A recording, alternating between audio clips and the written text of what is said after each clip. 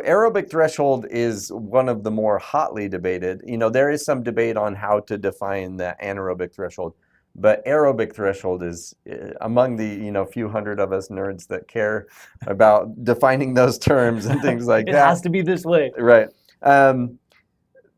That is actually a really debated topic because there's different physiological things that are going on, and it's hard to classify with the same terminology, I guess.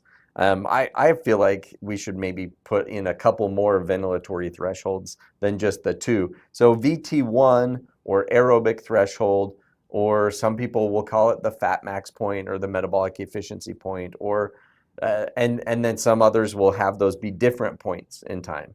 And so some classify it as where we go past that 50-50 fat and carbohydrate burn is that aerobic threshold, where essentially you're saying you're no longer really using aerobic metabolism as the main fuel source and we're switching over.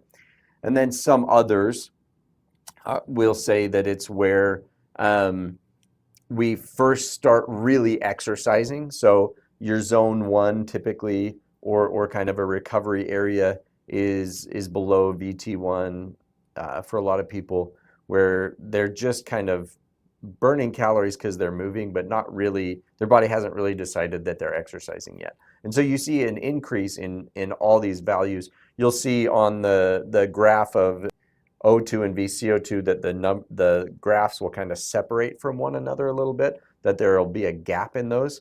That's usually a good indicator of when exercise really started to happen, where we have to start breathing a little heavier. So you'll see lung volumes increase fairly precipitously, things like that, where you'll see all of a sudden we're working out. And so oftentimes people will put that as that first ventilatory threshold, is that point at which it's like, oh, we're doing this now. And so calorie burn will jump up fairly quickly, lung volumes, and then the kind of ratio between fat and carbohydrate utilization. So your RER will go down, I guess, more towards fat burning. And so a lot of people put that point as VT1 versus the 50-50 fat and carbohydrate cutoff.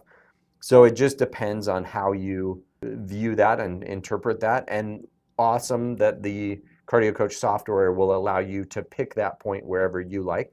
So the computer uses a method of essentially where oxygen is the lowest, oxygen consumption in terms of milliliters of oxygen per kilogram of body weight per minute is the lowest. I'll pick that point, but then you can adjust that to whatever you would like.